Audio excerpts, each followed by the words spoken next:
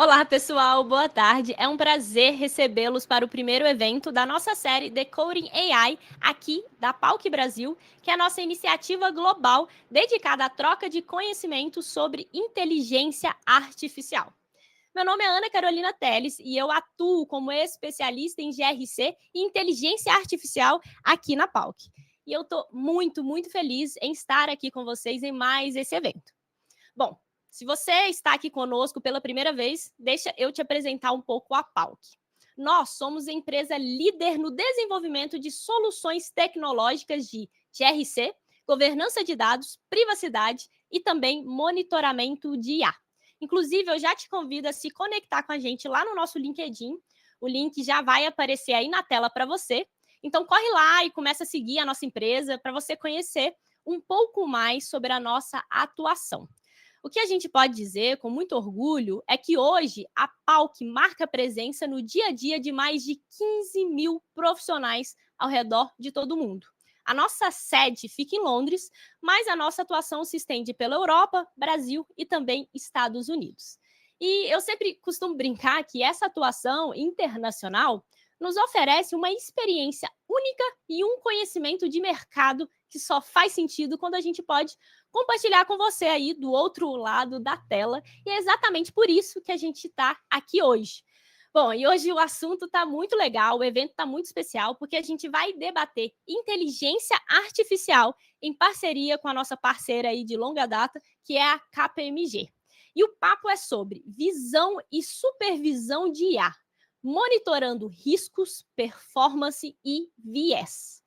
Bom, é claro que também, para a gente poder abordar esses desafios, que não são nem um pouco simples, a gente trouxe um time de peso para poder trocar ideia com vocês sobre o impacto da IA em indústria, sobre riscos na própria implementação e também melhores práticas de desenvolvimento de IA. Bom, o dia hoje está muito cheio, muito legal. Já vou convidar aqui os nossos painelistas para a gente começar, mas antes só vou deixar um recadinho para vocês. No decorrer do nosso webinar, a gente compartilha alguns materiais muito interessantes e a gente também vai enviar perguntas para vocês compartilharem as suas perspectivas, opiniões sobre cada assunto que a gente vai abordar aqui hoje. Então, a gente realmente deseja que vocês interagem e participem para a gente poder tornar esse evento cada vez mais enriquecedor. Bom, falei muito, né? Agora não é hora de eu falar. Quem tem que falar são os nossos painelistas. Então, deixa eu começar apresentando os nossos convidados. Seja muito bem-vindo, André Herring, que é o sócio do time Lighthouse da KPMG no Brasil. Fica à vontade aí, André, para você se apresentar. Olá, pessoal, tudo bem? Muito boa tarde. Queria agradecer a PALC aqui pelo convite, né? A gente debater um tema tão atual, tão importante e que vem trazendo uma aceleração muito grande. Eu, dentro da KPMG, estou numa área chamada Lighthouse. O Lighthouse é um centro de excelência para o desenvolvimento de tecnologia e espero aqui poder trocar figurinha com vocês e com os outros painelistas aqui sobre esse tema tão relevante, que é o monitoramento dos modelos de inteligência artificial. Obrigado. Perfeito, André. Muito obrigada por ter aceito o convite. Deixa eu chamar o nosso segundo convidado, Leandro Marco Antônio, que é o sócio do time de Cybersecurity e Privacy, também da KPMG Brasil. Fica à vontade aí, Leandro. Oi, Ana. Boa tarde, Herring. Tudo bem? Boa tarde a todos. É muito legal estar com vocês aqui hoje, mais um encontro aqui com bastante gente conhecida, com a PALC, nosso parceiro de longa data, como a Ana falou, e vai ser um prazer discutir um pouco aqui com o meu colega de trabalho, o André, né? Ele falou aqui, o Herring falou, pô, ele é o centro de competências de desenvolvimento e eu sou aquele que atrapalha o desenvolvimento, eu sou aquele que levanta riscos de segurança, riscos de viés, enfim, tudo isso a gente faz em conjunto aqui. Então, vai ser legal trocar essa experiência com vocês hoje aqui, porque a gente tem os dois lados da coisa, né? Como que a gente faz isso acontecer no dia a dia aqui, trazer um pouco da nossa experiência, inclusive, claro, com quem faz toda a habilitação disso, que são as soluções da PALC. Gente, obrigado pelo convite. Que legal, Leandro. Eu entendo o seu sentimento quando você fala que a pessoa que vai apresentar os riscos, sei como que é. Bom, para fechar o nosso painel, deixa eu convidar o André Quintanilha, que é o head do departamento de GRC e IA aqui da PALC. Fica à vontade, André, para poder se apresentar. Olá, pessoal. Muito boa tarde. É um prazer estar aqui com vocês hoje. Como a Ana falou, eu sou o head de GRC e Inteligência Artificial da PALC no Brasil. E o meu papel é trazer, né, melhores práticas globais que a gente vê de frameworks, ferramentas, soluções, o que funciona, o que não funciona, fora do Brasil, especialmente Europa, Estados Unidos. E aí com os nossos parceiros, que estão em campo como o KPMG, entender a melhor maneira de trazer essas práticas para os nossos clientes e parceiros no Brasil. Bastante animado. Enfim, obrigado pelo convite. Perfeito, André. Bom, gente, como temos 2 Andrés aqui no painel, vou fazer um disclaimer para não confundir.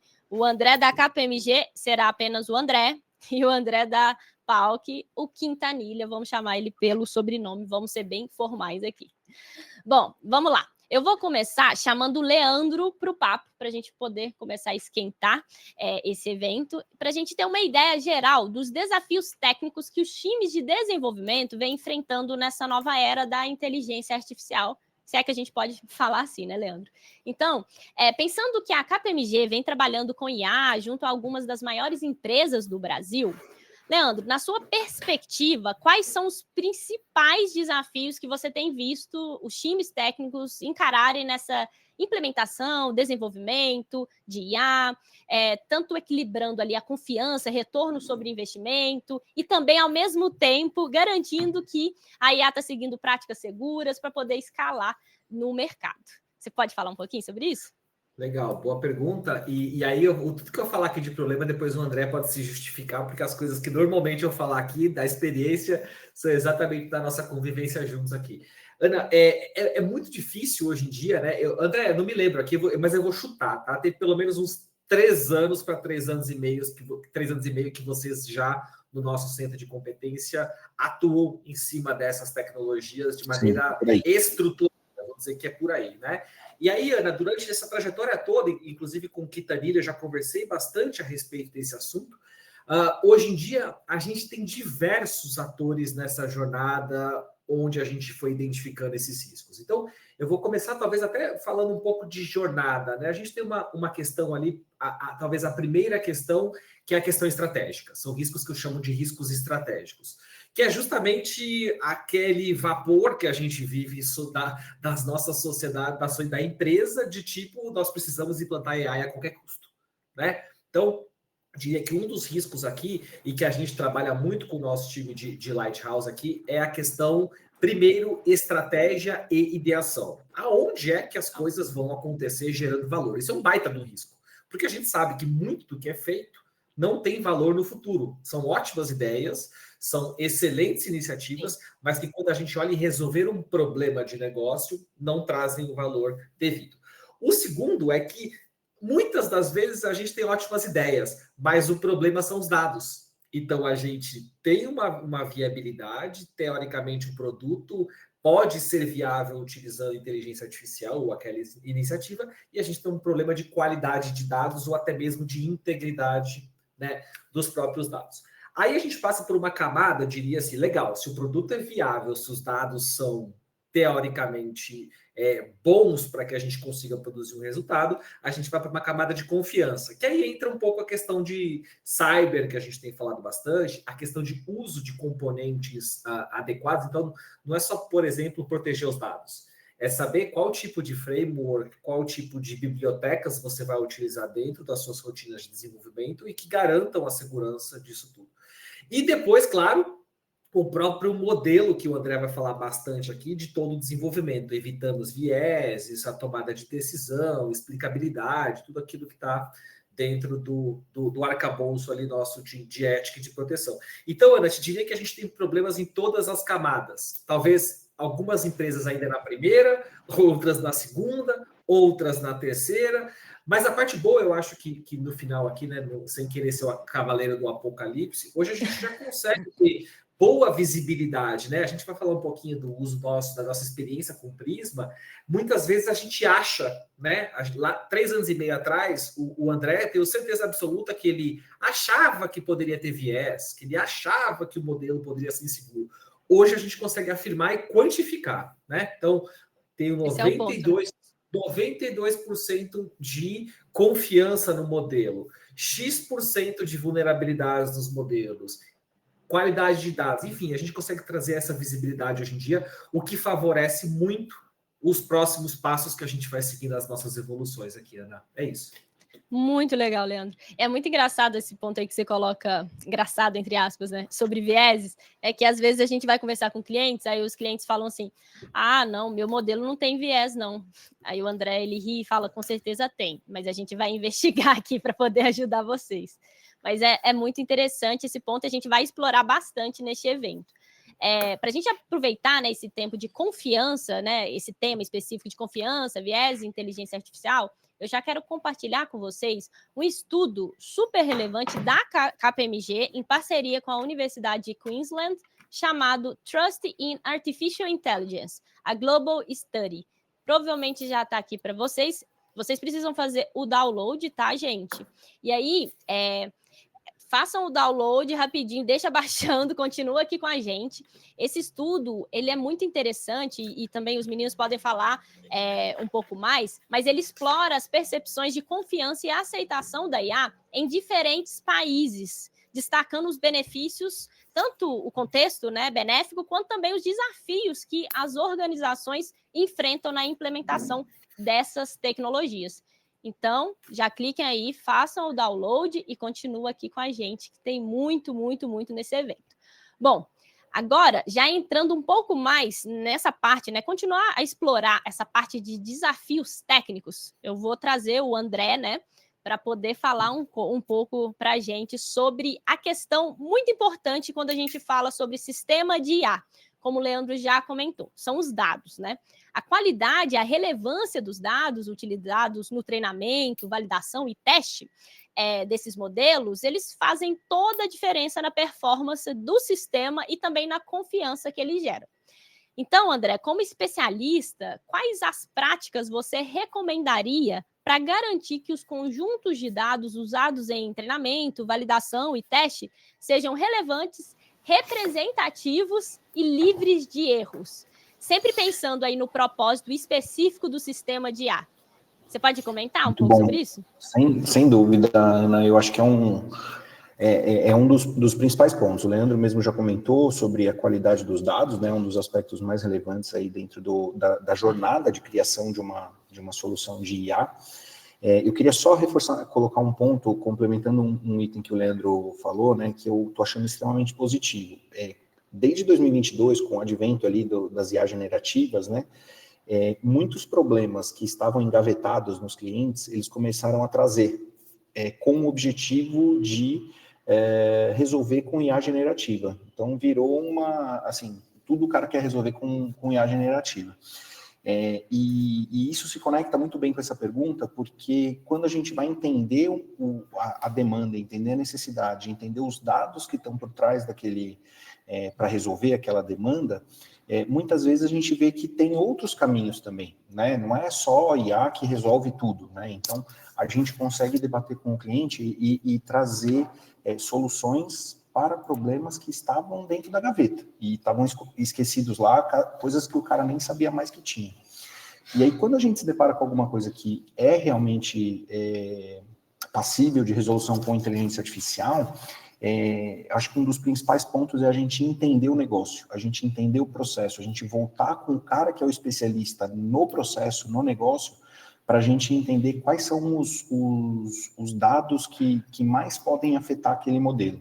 A gente conhece muito bem inteligência artificial, mas eu não conheço do negócio com uma profundidade necessária para construir um modelo que vai trazer um resultado interessante. Então, a gente sempre brinca que é achar a chave correta para apertar o parafuso que está lá, né? Então, a gente entender, chamar o cara de negócio, trocar muita ideia com eles, trazer dados que a gente imagina que sejam relevantes para o modelo e validar isso com a área de negócio, eu acho que é o passo inicial. né? Então, ter esse primeiro passo. Depois que você começa a avaliar as correlações dos dados, entender o quanto que aquele dado está realmente afetando o resultado do modelo, aí sim a gente vem para um segundo momento, que é implementar aquele modelo em produção, começar a testar, submeter dados para ele, submeter novas condições ali para ver como o modelo se comporta,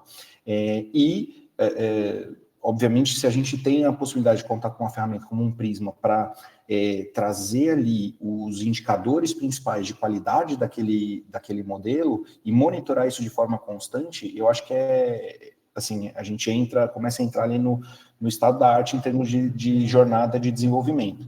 O Leandro comentou muito bem, há 3 anos atrás, quando a gente começou a atuar com esses modelos, fazer esses controles era quase impossível. A gente tinha que fazer tudo na mão e ficar validando o modelo, voltando para dados. Para a gente construir um modelo que fosse capaz, por exemplo, de apoiar a leitura de um documento, extração de dados de um contrato, por exemplo, era um processo que demorava em torno de 6 meses de criação do modelo, um volume brutal de dados. Com o advento da IA generativa, isso ganhou uma velocidade muito grande, né? Então, a gente consegue ter uma visibilidade muito mais rápida sobre a evolução daquele modelo. Então, acho que, de um modo geral, é isso, conhecer muito bem o negócio, entender os dados que o negócio traz para dentro do processo, e aí sim a gente começa a aplicar as técnicas estatísticas para avaliar o quanto aquele dado está trazendo viés, está trazendo resultados positivos ou negativos para o modelo. Que legal, André. A gente pode dizer aqui para a audiência que um sistema de IA de alta performance passa muito pela qualidade de dados, André? Você acha que esse é um ponto, assim... Sem dúvida, sem dúvida. Qual é o nível que você diria? Eu não enxergo modelos de IA sustentáveis sem que a gente tenha um mínimo de uma governança de dados dentro da companhia, por exemplo. Saber de onde o dado vem, qual a frequência que ele é atualizado, quem é o dono daquele dado, o formato daquele dado, né? Então, isso tudo é fundamental. Se a gente não tiver isso, a gente pode ter os melhores modelos, as melhores técnicas, as melhores ferramentas, mas os modelos não vão parar de pé. Eles vão começar a perder a qualidade muito rápido, né? E isso, a gente debater governança de dados com os clientes que querem debater inteligência artificial é fundamental. Perfeito, André. Ótimo, ótimos pontos. E até agora, aproveitando, pessoal, que a gente está falando sobre os modelos, a gente vai soltar a primeira enquete do dia do nosso evento, para a gente poder entender um pouquinho mais sobre a nossa audiência. A pergunta é: a sua empresa já possui sistemas de IA implementados? Vamos lá, vamos entender como que está a nossa audiência. Respondam aí, galerinha, para a gente poder trabalhar em cima dessas respostas. Ora, enquanto você está perguntando, eles estão respondendo. Tem alguma pergunta se além de utilizar o modelo, ele funciona? Assim, utilizar o André, eu sei que utiliza... Ótimo ponto. Excelente. O André utiliza um monte de modelo agora. Quando ele vai ver realmente se funciona, o negócio é que... Se funciona ou não, né? Muito, muito boa essa perspectiva. Eu acho que tem um ponto importante aí, né? A gente fez testes recentes num cliente, avaliando 3 modelos distintos, com técnicas distintas, a gente estava tendo erros na casa dos 30%, né, para cada um deles. De repente, a hora que a gente achou a chave de fenda correta ali para aquele parafuso, o nosso erro caiu para algo em torno de 6%. Então, nossa, muito diferente, né? É muito diferente. E definir esses limites, até onde eu vou com os modelos, é uma coisa muito importante, porque eu tenho que tomar cuidado de não deixar de testar aquilo que é essencial para garantir essa qualidade. Perfeito. E eu acho que é muito nessa linha do que vocês estão falando. Aqui, a gente tem, até agora, marcaram mais ali as 3 primeiras opções. Sim, em diversas áreas, 20% da audiência respondeu. Sim, em poucos processos, 50%. Não, mas estamos no processo ou considerando, 30%.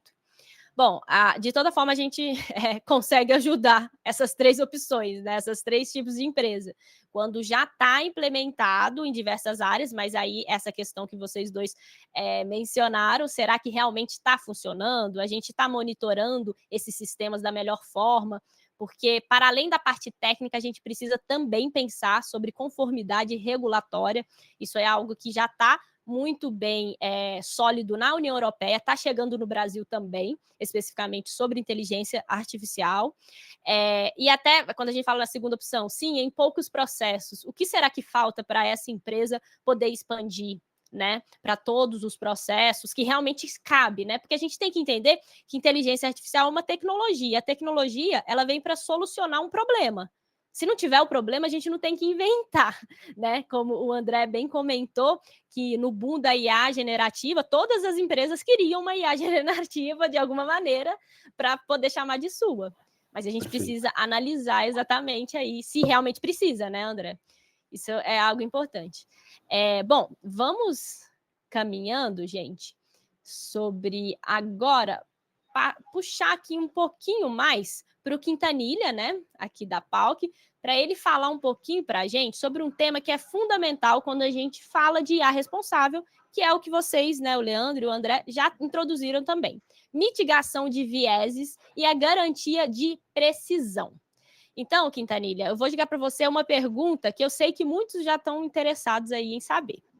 Quais têm sido as principais dificuldades técnicas que você tem percebido que as empresas fora do Brasil enfrentam quando tentam implementar medidas para mitigar vieses, garantir precisão, robustez e relevância dos algoritmos de IA?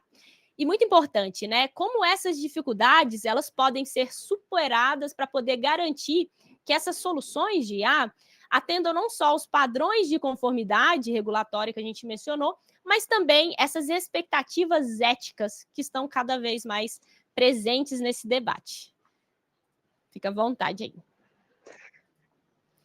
Maravilha, Ana. Vamos lá, né? Eu acho que para a gente conseguir, né, comentar sobre os principais desafios que esses times estão enfrentando, vale a pena dar um passo atrás e entender primeiro por que as organizações buscam implementar a inteligência artificial, né? Porque quando você olha para o escopo ali macro, com o Prisma a gente atua muito na parte de serviço financeiro, setor financeiro, hospitais, saúde, educação, recrutamento, que são áreas de alto risco, né? Não só regulatório, mas obviamente também são cenários no qual a IA vai interagir com situações diferentes, que é muito difícil você conseguir prever tudo isso no ambiente de treinamento e antecipar esses cenários.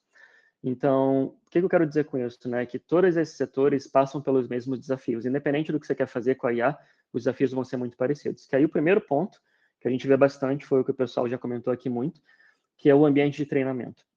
Né? Não adianta você ter lá os dados perfeitos, mas você não conseguir prever quais são as situações, quais são os cenários que a IA vai lidar no dia a dia.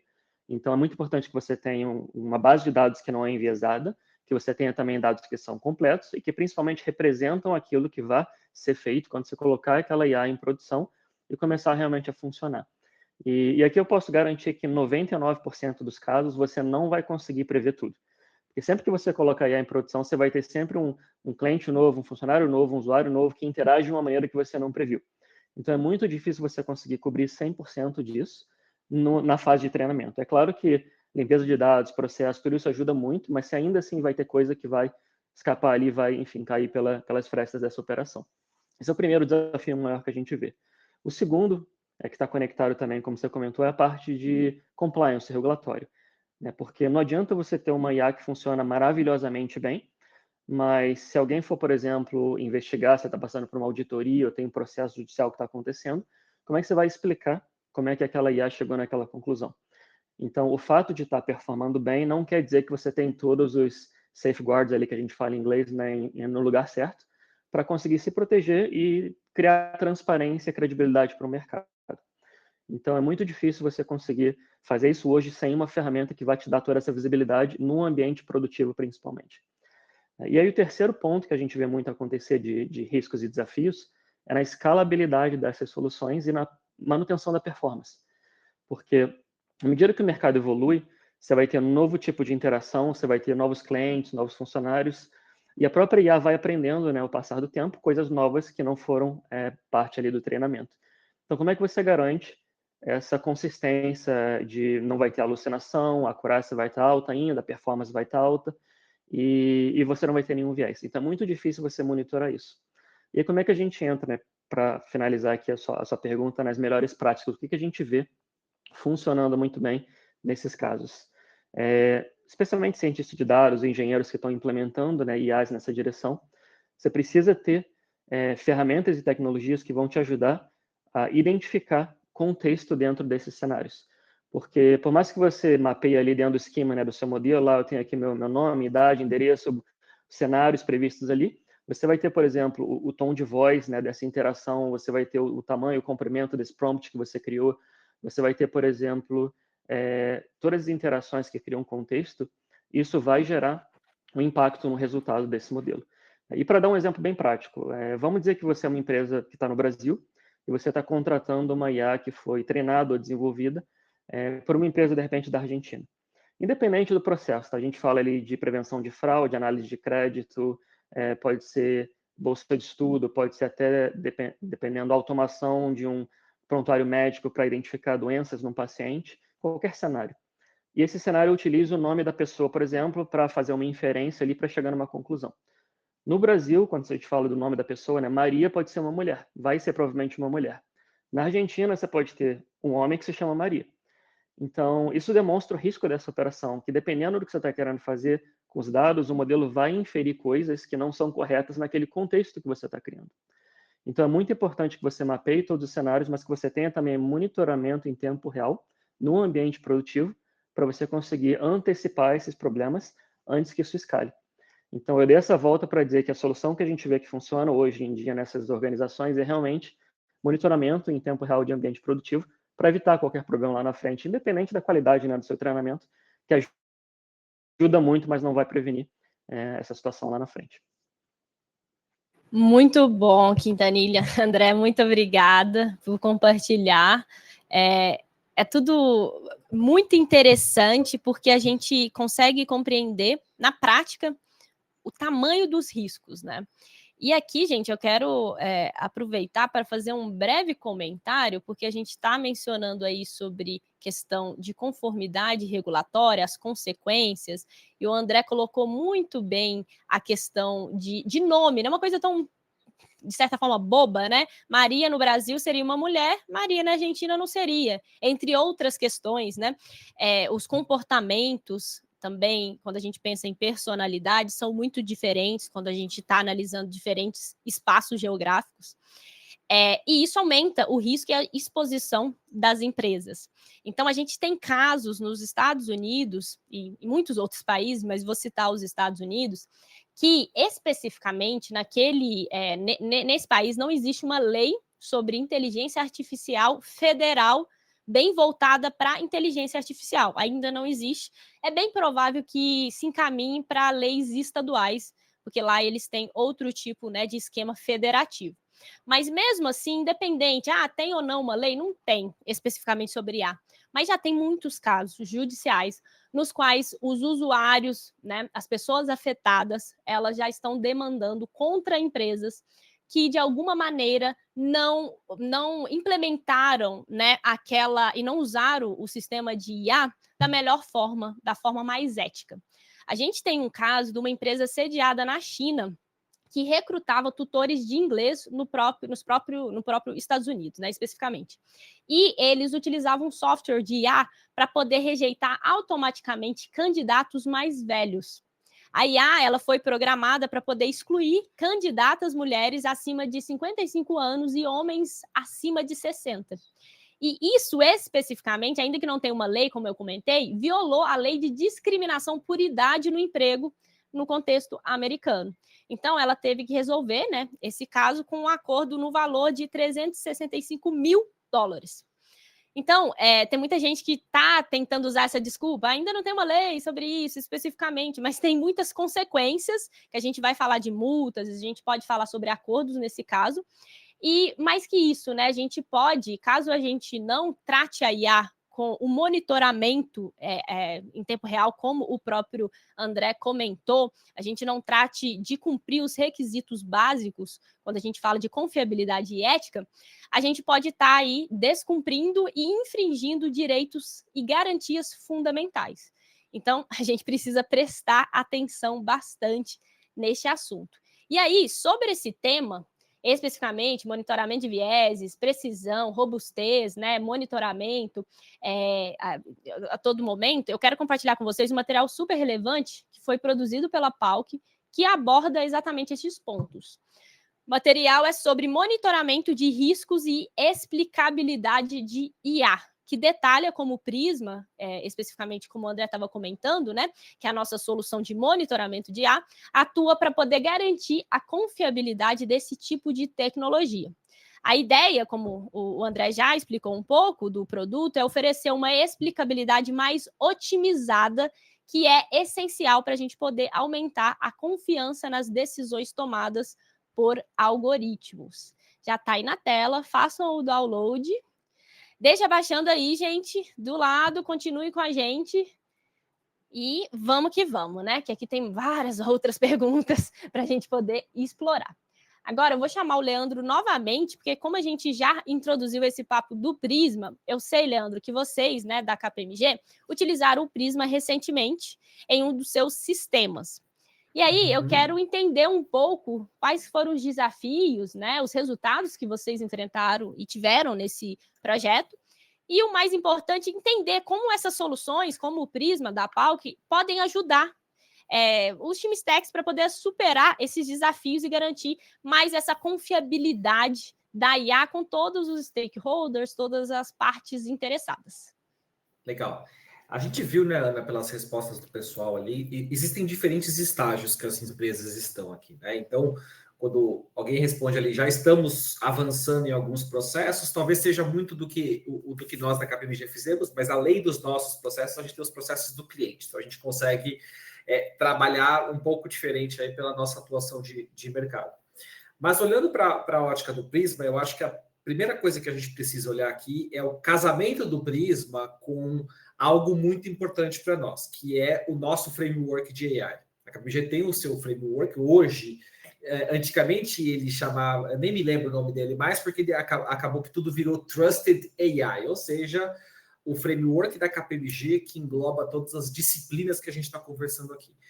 E obviamente, como o André falou, tudo era manual, né? A gente não é bobo, a gente sabe pela LGPD, como você bem colocou agora, não é porque não tem uma lei, não é porque não tinha uma ferramenta, é que a gente não tinha aqui, né? Se auto-flagelar, eu diria ali, para dizer, pô, isso aqui está muito enviesado, isso aqui está pouco enviesado, essa informação a gente não vai usar, e isso não é ético, né? Essa questão, por exemplo, que você falou dos aposentados ou dos idosos, eu duvido que aconteceria no Brasil, né? Porque a gente teve um caso de uma multa do Sinacom em relação à LGPD para a questão dos nossos aposentados aqui, né? E do que eles recebiam ali, né?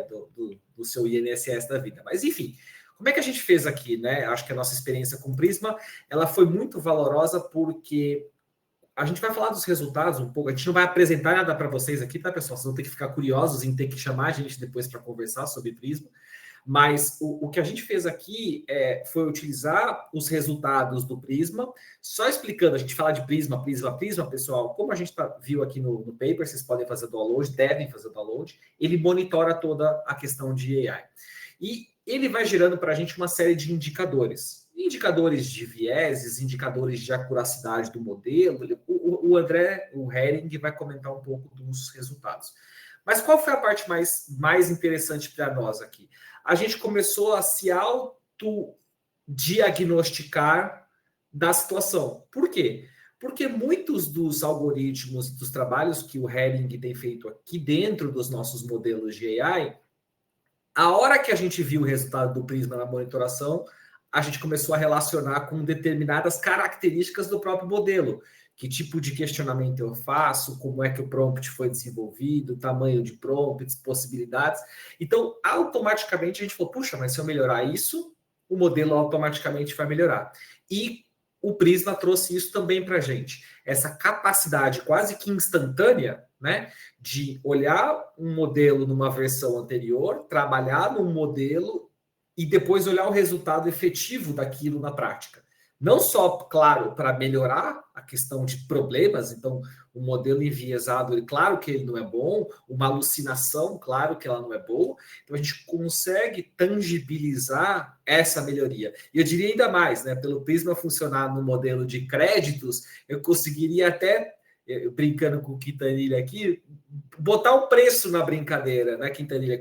Quanto é que de benefício eu trouxe utilizando alguns créditos da minha solução de Prisma dentro da empresa? Então, a gente conseguiu várias coisas, Ana, acho que isso tudo, claro, falando num contexto aqui de governança, né, tem outras coisas que a gente tem feito no espaço de segurança, mas eu vejo aqui uma atuação muito parecida com o que foi lá atrás na LGPD, né? Os advogados precisam trabalhar junto com as nossas equipes de desenvolvimento, as pessoas de privacidade, o time de governança, como o André falou, o time de desenvolvimento de AI, assim, o duro é que quando o time de desenvolvimento de AI é a empresa inteira, né? Que a empresa fala, agora todo mundo pode ter que usar ChatGPT aí para fazer soluções de AI. Aí vira uma loucura, né? Inclusive, um dos riscos é custo, né? O negócio explode de custo e ninguém sabe por quê. Mas acho que é um pouco disso, Ana, dessa nossa capacidade quase instantânea de conseguir rapidamente melhorar aquilo que a gente está desenvolvendo. Acho que esse é o ponto mais importante aí do que a gente tem feito. Você completar, André? Muito legal.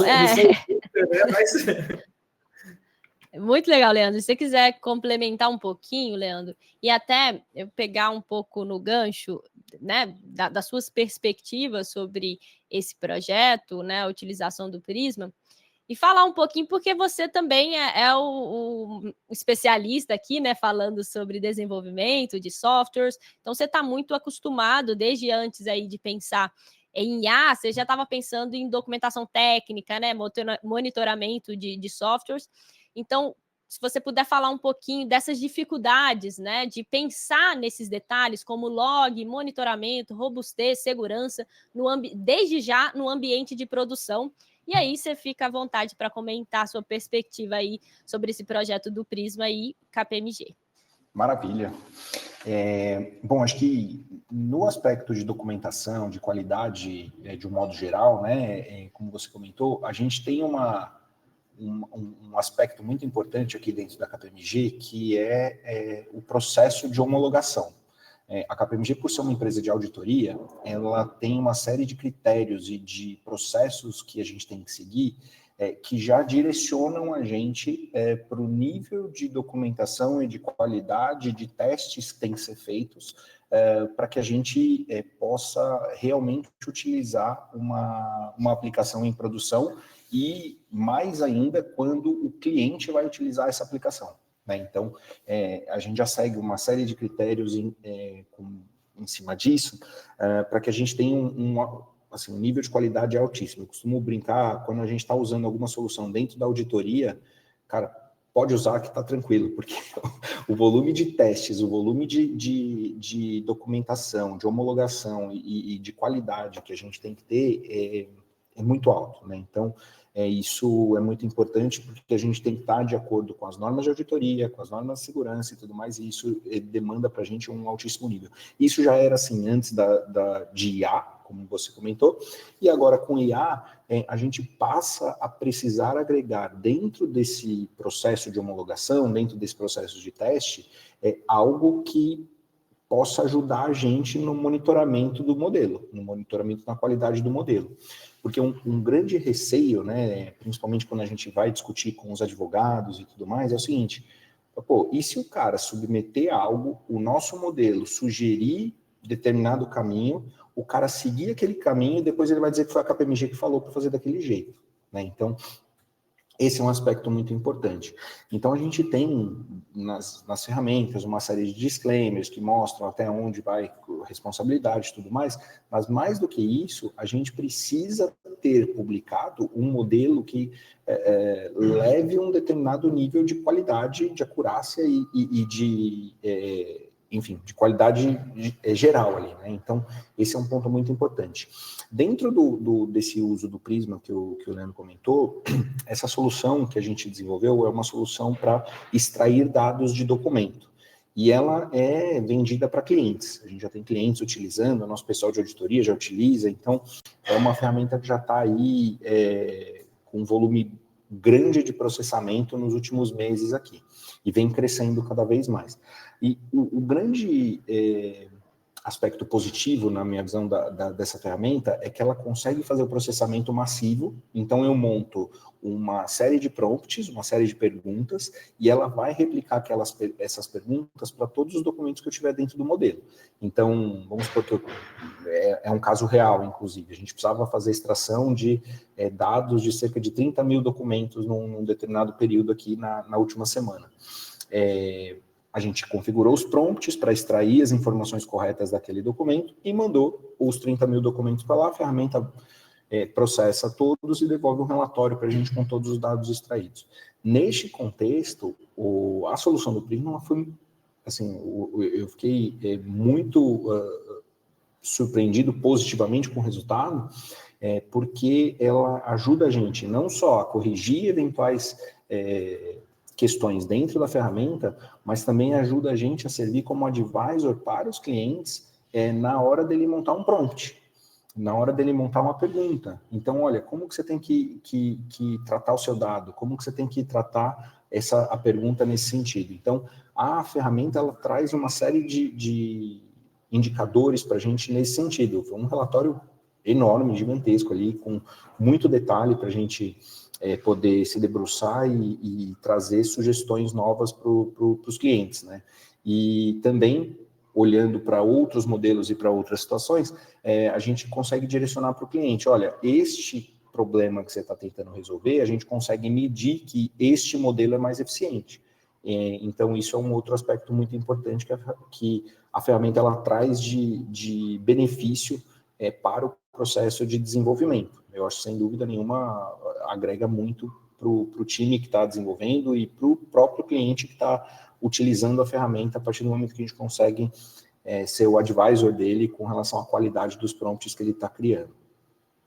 É muito interessante, né, André, a gente perceber como atributos, né, bem específicos, assim, o tom de voz, a forma que você escreve o prompt vai influenciar na performance do output da inteligência, né, do próprio sistema de IA. E às vezes você fica, nossa, mas o que aconteceu? A qualidade de dados, novamente, né, volta ao ponto. Se você imputa ali um PDF limpo, é uma coisa, se ele é digitalizado, vai ser outra coisa. Então, tem algumas questões bem interessantes que fazer na mão é meio difícil, né? Como você comentou anteriormente, vocês faziam, mas não é o ideal, né? Ter um sistema trazendo esse relatório é o melhor dos mundos. Assim, eu comentei, né, que antigamente a gente chegava a demorar 6 meses, ali 7 meses, para criar um modelo de IA que tivesse algum nível de acurácia aceitável, digamos assim, né? A partir do momento que implementamos esse modelo, monitorar esse modelo era outra coisa, era outro trabalho, era uma complexidade altíssima. Então, hoje, como eu consigo implementar um modelo desse com uma velocidade muito maior, com um volume muito menor de dados do cliente, por conta do uso das IA generativas e tudo mais, eu consigo... Imagina que eu faço isso muito rápido, mas eu não consigo monitorar a qualidade com a mesma velocidade. Eu descasei e eu perdi. Falei assim, olha, eu entrego o modelo para você muito rápido, mas quando você me pedir para avaliar a qualidade e tudo mais, eu vou demorar 1 mês para te devolver essa informação. Então, não vai parar de pé, né? Então, à medida que a tecnologia evoluiu e a gente consegue desenvolver e implementar rápido, eu também preciso ter um monitoramento constante e rápido das aplicações. Acho que isso é fundamental. Perfeito, André. Muito, muito obrigada aí por esses esclarecimentos. Pessoal, a gente está quase encaminhando para o final, ainda temos algumas perguntinhas, mas estamos aí na reta final. E para a gente não perder a oportunidade, eu queria aproveitar e indicar um workshop muito interessante para quem deseja se aprofundar no tema de IA, que é um workshop da KPMG, que está oferecendo, né, gente? Se vocês quiserem comentar um pouquinho sobre inteligência artificial, são 16 horas de aulas presenciais, divididas em 4 módulos, que abordam desde o que é IA e até estratégias de implementação. Tá aqui o link na tela, cliquem aí em acessar, deixa aí do ladinho, e assim que a gente finalizar, vocês entram e veem aí todos os benefícios desse workshop. Bom, antes da gente encerrar, eu tenho aqui alguns pontos ainda para poder abordar. Eu vou chamar o Quintanilha para a gente poder falar um pouquinho sobre o futuro da IA. André, considerando aí tudo que a gente discutiu sobre essa questão de desafio técnico, conformidade, regulatória, né, as legislações, como você enxerga o futuro da explicabilidade e confiabilidade da IA? E na sua visão, você acha, de fato, que o mercado internacional já está caminhando para essa direção? Bom, é sempre difícil a gente falar, né, do que vai acontecer no futuro. Eu acho que, especialmente na velocidade que as coisas estão evoluindo nesse âmbito de inteligência artificial, mas eu acho que o ponto de partida é sempre o retorno no investimento nas organizações. Por que elas implementam IA em primeiro lugar? Para conseguir otimizar processo, eficiência operacional e, obviamente, querem que isso gere um retorno no investimento o quanto antes, obviamente. Mas o que a gente tem visto nesse momento, como você comentou muito bem, Ana, são organizações que acabaram ali, né, colocando a carroça na frente do boi, especialmente nos Estados Unidos, lançando modelos de IA que estavam performando muito bem, mas que não tinha essa explicabilidade, eles não tinham essa transparência e não conseguiam monitorar o que estava acontecendo. E aí alguns casos bem populares que o pessoal deve conhecer aqui, né, Workday, Uber, Amazon, todas elas dos Estados Unidos tiveram processos judiciais, tiveram que tirar a sua IA do mercado, porque lançaram uma IA que era muito boa, mas que não estava realmente sendo monitorada. Então, isso mostra o movimento do mercado, né? E falando um pouco mais de nível internacional. E o que a gente vê? Que nos próximos meses e 2025, de um modo geral, as organizações elas estão focando nessa parte de explicabilidade.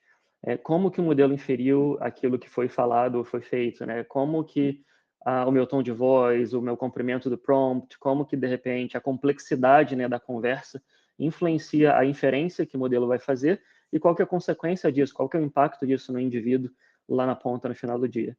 Então, o investimento que a gente vê vindo aí nessa área, nesses próximos meses, é de fato nessa parte, né, de ambiente produtivo, porque a gente já tem muitos frameworks, muitas soluções, né, como o próprio pessoal aqui mencionou, para um ambiente de teste de treinamento. Isso o pessoal já faz muito bem. Agora, quando isso está em produção, como é que a gente consegue garantir que isso vai ser realmente protegido, monitorado? Então, e aqui alguns frameworks que a gente vê, né, para dar algum material também para o pessoal olhar. A própria NIST tem o seu framework, que é chamado de AI Risk Management. Ele é mais focado na parte processual, então responsabilidades, inventário de IA. A gente tem também o da OECD na Europa, que é focado também nessa parte que se chama AI Principles.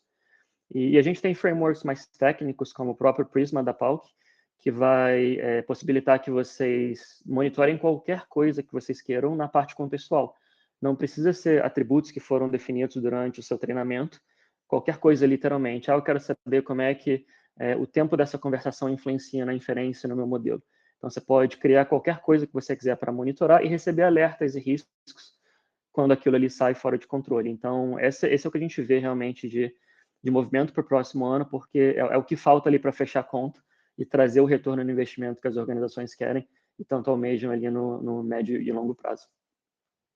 André, Quintanilha, né, continuando a conversa, você acredita que, considerando aí a perspectiva da PALC internacionalmente, e o Leandro e o André também têm isso, considerando a KPMG, que também tem essa atuação internacional, você acha que o Brasil, de alguma maneira, está um pouco atrás na questão aí de monitoramento e explicabilidade de inteligência artificial, ou não dá para cravar isso? De certo modo, sim, mas isso não necessariamente é ruim, tá? Porque a gente consegue ver o que está acontecendo no exterior e antecipar esses problemas. Assim como foi com privacidade, com a LGPD, o fato da Europa regular primeiro, o fato dos Estados Unidos inovar primeiro, isso acaba gerando também um risco muito grande para essas empresas nesse país. E no Brasil, quando a gente está um pouco atrás, a gente consegue implementar aquilo que funciona já de cara, né? Então, esse é o nosso papel também nessa conversa, é trazer o que a gente vê de fora funcionando, para que as empresas no Brasil não cometam o mesmo erro, né, e não passem pela mesma coisa. Então, sim, para responder a sua pergunta um pouco atrás, mas isso não quer dizer necessariamente que é negativo, isso é um ponto, na verdade, positivo para aprender com o mercado.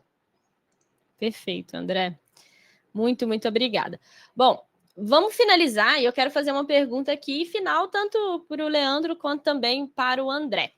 Pensando em tudo que vocês estão aprendendo aí, tudo que a KPMG aprendeu até agora, tanto implementando as soluções técnicas internamente, quanto para os clientes, o que vocês recomendariam que a nossa audiência priorizasse e começasse a considerar agora mesmo para poder minimizar riscos e aumentar a confiança nesses sistemas de IA? Bom, deixa eu começar aqui, senão o Eric vai ficar sem tempo, depois ele vai.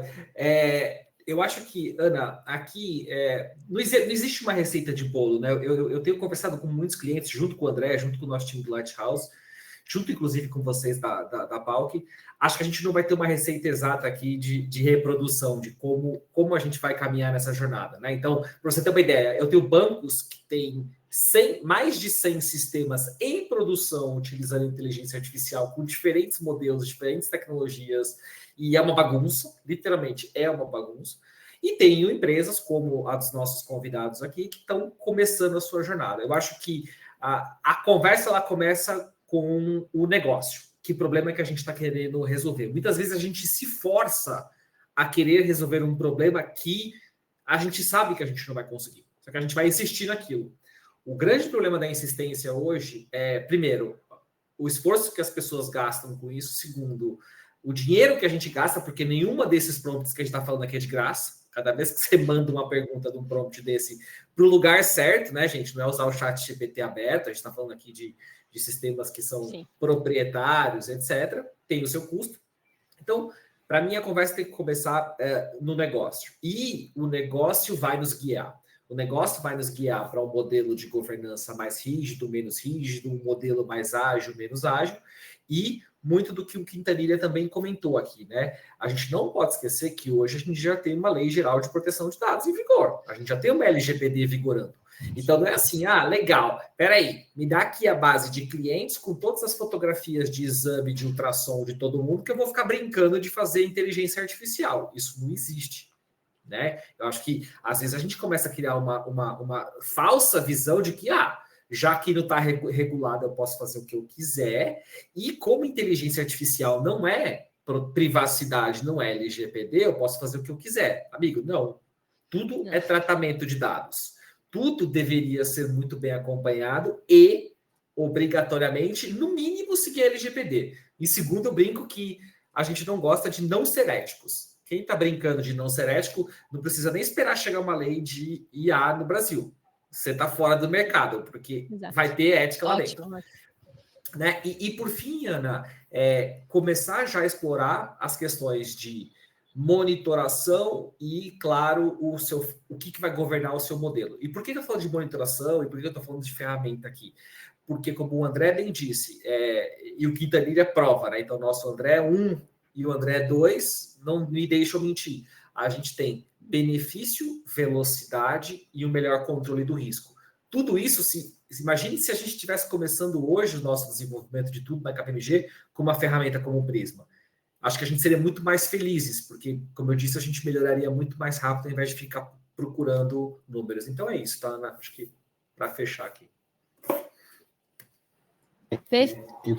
Eu queria comentar, acho que corroborando aí com o que o Leandro comentou, acho que entender as oportunidades é muito importante, a gente vê onde que realmente a gente tem caso que vai dar retorno para a empresa. Eu acho que é um ponto, acho que começa daí toda a brincadeira, né?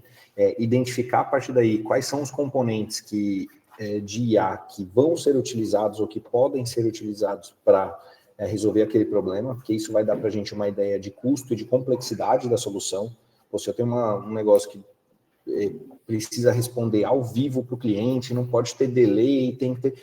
é uma solução muito mais robusta, com muito mais componentes por trás. Então, isso vai dar para a gente ter uma ideia de custo e ajudar o cliente a entender se ele vai ter o retorno daquele investimento que ele está imaginando. Né? Então, esse é um aspecto bastante importante. E a gente pode sugerir, eventualmente, caminhos que ele pode seguir para facilitar e para viabilizar aquele problema que ele está querendo resolver. Não necessariamente do jeito que ele sonhou ali, né? Mas a gente consegue ajudar o cara a direcionar. Falar, começa por aqui, esse primeiro passo, depois dá outro passo, depois dá outro passo, e assim ele vai construindo a solução dele aos poucos, de forma que ela seja financeiramente viável também. Né? Acho que é um aspecto importante. E acho que, por fim, entender a qualidade do dado é um ponto extremamente crítico aqui, que pode jogar fora os modelos, né? E esse é esse é um aspecto bem importante que eu queria reforçar. E agradecer, Ana, de você ter colocado aí comentado sobre o workshop de AI, né? Esse workshop a gente fala bastante sobre esse método de identificar oportunidades de aplicação da inteligência artificial. Então, acho que ajuda bastante os clientes a começarem a pensar em problemas que podem efetivamente ser resolvidos com IA. Acho que é bem interessante e muito obrigado aí para vocês. Perfeito, André. Gente, para a gente encerrar, antes da gente dar tchau, né? Vamos soltar a nossa última enquete, porque depois de tudo que foi falado aqui, a gente quer entender de vocês. Qual é a importância para a sua empresa do monitoramento e da explicabilidade dos riscos que o uso de IA traz? Vamos ver, porque aqui a gente já trouxe muitos riscos, muitas possíveis consequências. Ó, 33% entre as maiores prioridades. 57% importante, mas não é prioridade no momento. Pelo menos não tem nenhum não é importante, não discutimos esse tema ainda. Porque a gente entende a questão das prioridades, sim, mas é uma coisa que o próprio André Herring, ele estava comentando, né? Não adianta você poder desenvolver, entregar um sistema de IA, né? Implementar aquela inteligência artificial, aquele algoritmo, se você não está monitorando, né? Então, aí tem muitas consequências nesse caminho. E Ana, só para complementar esse seu comentário, acho que tem um aspecto muito relevante, que as soluções de IA, elas demandam de dados e tempo de treinamento e volume de dados históricos e tudo mais. Se a gente parar para pensar nessa explicabilidade, depois que o modelo já está robusto, ou seja, eu já entuchei dado nele para treinar o modelo, para que ele fique com uma boa... pode ser que seja tarde, esteja jogando um monte de dinheiro fora, né? E a gente não... Legal, André. Muito bom você falar isso. Porque em questão de conformidade regulatória, o próprio UAI Act, a Lei de Inteligência Artificial da União Europeia, se você não tiver um planejamento de monitoramento para o seu sistema, você nem vai comercializar ele na União Europeia, tá? Perfeito. Principalmente para sistemas de IA de alto risco. Então, não adianta deixar isso para depois. É nesse momento, né? Como o André bem explicou. Bom, a gente ganhou aqui, pode dizer 55%, importante, mas não é prioridade, mas 45% entre as maiores prioridades. Bom, gente, vamos de fato aqui encerrar. Hora de dar tchau. Quero agradecer demais os nossos convidados por terem topado o nosso convite, deixar aqui, né, o meu agradecimento especial para vocês e também a nossa audiência, que é sempre muito ativa, que engaja com todos. O evento, ele se torna tão bom, tão enriquecedor por causa da audiência. E eu espero que para todos vocês que ficaram aqui com a gente até o final, vocês tenham tido insights valiosos, como eu tive aqui, ouvindo essas três feras falando sobre esse assunto. E, de fato, fica claro que, com as práticas certas, a gente pode usar IA de maneira confiável, ética e escalável nas nossas organizações. Não se esqueçam de seguir a PALC no LinkedIn para poder acompanhar as próximas atualizações e a gente continuar essa conversa aí sobre o futuro da IA. E toda essa questão de confiabilidade, monitoramento e performance, tá bom? Agradeço muito vocês, gente. Espero que a gente se veja nos próximos eventos. Muito obrigada. Valeu, obrigado. Tchau, tchau. Tchau, tchau.